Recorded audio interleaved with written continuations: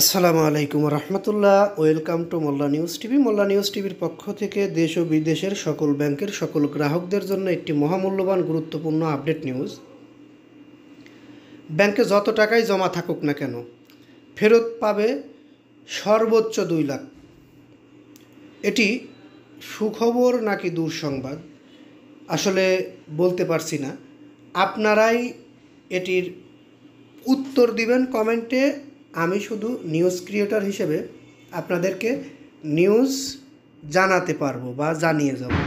বিষয়টি এমন, আগে ছিল 1 লক্ষ টাকা, সেখান থেকে বাড়িয়েছেন আর 1 লক্ষ টাকা, অর্থাৎ দ্বিগুণ করেও অন্য অন্য দেশের ধারের কাছেও থাকতে পারেনি বাংলাদেশ। তারপরও স্বাগত জানাই অন্তর্বর্তীকালীন সরকারকে, যারা এই টাকার পরিমাণকে দ্বিগুণ করেছেন।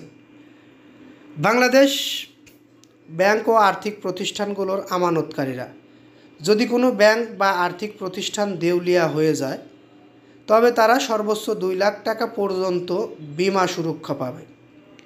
এটি হচ্ছে সরকারি একটি উদ্যোগ, যা আমানত সুরক্ষা অধ্যাদেশ 2025 নামে একটি নতুন অধ্যাদেশের আওতায় আসবে। এর আগে এই সুরক্ষা পরিমাণ ছিল মাত্র 1 লক্ষ টাকা। নতুন অধ্যাদেশের খসড়া ইতিমধ্যে তৈরি হয়েছে এবং এতে বলা হয়েছে আমানত সুরক্ষা তহবিল গঠন করবে কেন্দ্রীয় ব্যাংক, যা ব্যাংকগুলোর আমানতকারীদের জন্য সুরক্ষা নিশ্চিত করবে।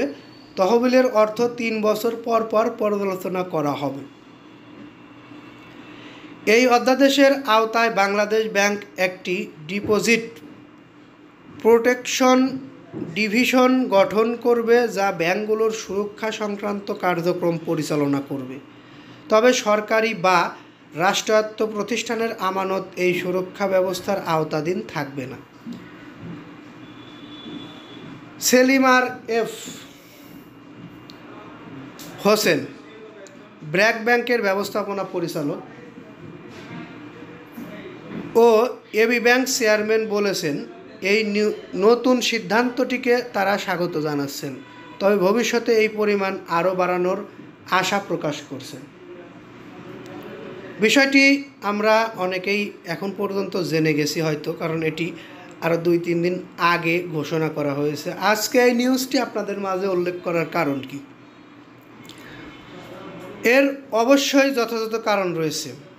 এর কারণ হিসাবে আমি আপনাদেরকে যদি বলি, পার্শ্ববর্তী দেশগুলোতে সুরক্ষা বিমা হিসেবে যে টাকাটা দেওয়া হয় তার ধারের কাছেও এই টাকাটা নয়। তারপরও অন্তর্বর্তীকালীন সরকার দ্বিগুণ করেছেন, এই জন্য অন্তর্বর্তীকালীন সরকারের সুস্বাগত জানানো উচিত। এ বিষয়ে আপনারা যারা ব্যাংকের গ্রাহক রয়েছেন তাদের কি মতামত, বা ব্যাংক কি সত্যি কোনো ব্যাংক দেউলিয়ার পথে হাঁটছে বা দেউলিয়া হবে, এ বিষয়টি নিয়ে যদি আপনাদের কোনো মতামত থেকে থাকে অবশ্যই প্রকাশ করবেন। ভালো লাগলে লাইক কমেন্ট শেয়ার করবেন, সাবস্ক্রাইব করে পাশে থাকবেন। এই বলে এখান থেকে বিদায় নেই। আসসালামু আলাইকুম।